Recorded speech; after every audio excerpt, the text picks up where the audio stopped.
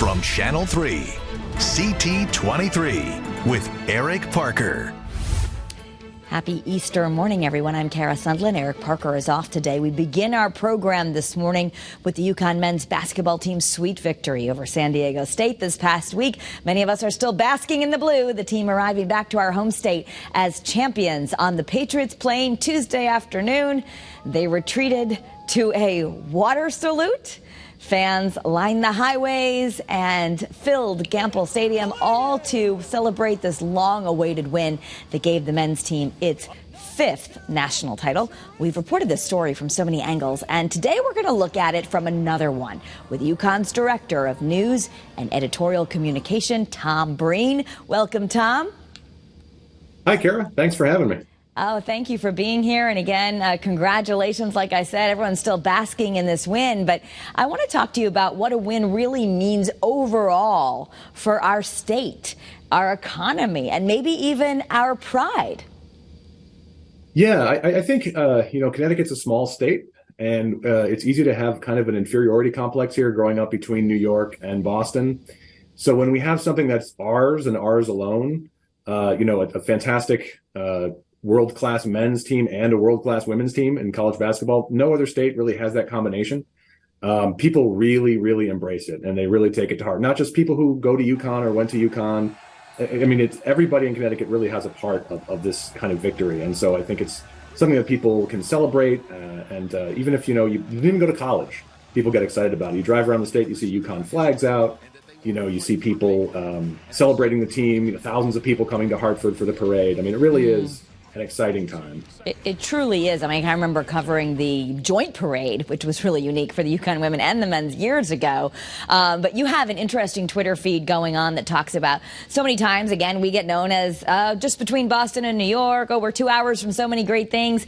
As a transplant to Connecticut, I've always thought it's such a great state. I grew up watching Who's the Boss, actually saying, I think it'd be fun to live in Connecticut. But let me ask you this. Does this really put us on the map? Do you think it means more people will want to come visit here, maybe even go to UConn?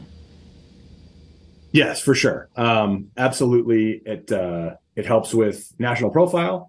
It helps with our recruitment. I mean, this has been going on for about 30 years. And if you think about where UConn was 30 years ago compared to where it is today, the UConn 2000 project, 21st century UConn, all these things, it wasn't because of basketball, but basketball really helped. And, people out, and you can speak to this yourself as a transplant, people outside the state, you ask them about Connecticut, they might know that it's near New York or Boston, but they'll likely know that it's a hotbed of college basketball. So any kind of way to raise our reputation is helpful. Does it make UConn harder to get into? Eventually? That's a good question. This past spring, we had a record number of applications for admission. We had more than 48,000 for about 4,000 spots. And absolutely, it raises our applicant pool. So in that sense, I think, you could definitely say it makes it more competitive.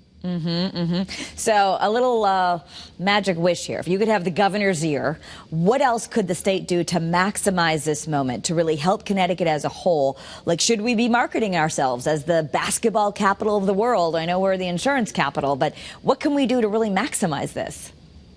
Yeah, that's a really good question. I think marketing this more, pitching Connecticut as a destination for basketball. For college basketball, we also, of course, have a WNBA team here. But promoting this to the rest of the country, I think, is a great idea because the team does play all over the state. The team plays in Hartford, the team plays in Storrs, the women also play in Bridgeport. So trying to find some way to pull that all together and, maybe coming up with a slogan about maybe promoting the basketball capital of the world, maybe putting on license plates. I don't know. But some way to kind of show our state pride in this accomplishment, to kind of let the rest of the country know this is where you have to come to when you want great college basketball on the men's side and the women's side. Yeah, and I don't know if it's just me, but I feel like basketball is even that much bigger now, maybe with social media, with kids, than it even was maybe when we were growing up. Oh, for sure. Yeah, social media plays such a big role in this. And you kind of saw that with this past championship. All the alumni who are online, kind of cheering on and forming little communities, and people sharing highlights, sharing clips. It's much, much easier to kind of spread the word than it was, certainly I remember the first title for the men was 1999, and it feels like the dark ages in comparison today. And, things happen in the game and instantaneously you can watch it around the world, even if you're not watching the game. It's fantastic. Yeah. And, we're talking about the men and obviously, huge win and we're all so proud of them. But does this bleed over, Blue, to the women as well? I mean, really, Connecticut has elevated women's basketball. Some people say they never even watched it or knew much about it till UConn came along. Yeah. And, you saw that the women's team, they were watching the men and cheering them on and posting clips to their social media. So when one team does really well and wins a championship, it helps the other team, it raises the whole profile. But you're absolutely right.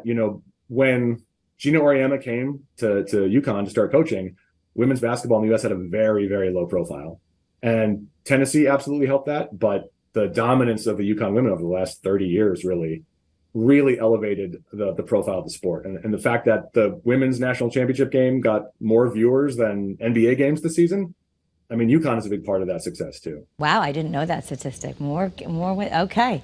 Tom Breen, thank you. Always a wealth of information, and let's hope we do continue to maximize this moment. Go Huskies. Thanks for being with us this morning. Go Huskies.